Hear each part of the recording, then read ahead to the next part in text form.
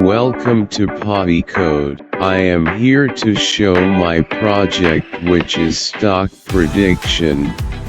It will predict closing price of specific stock by giving symbol name of that stock, and it will show you the next day closing price of given stock. Let me show you how it works. I use HTML and CSS as front-end and Django as back-end framework, and to predict data or to predict closing price I used LSTM Deepneural network. You can access my project by visiting my GitHub account, link in description.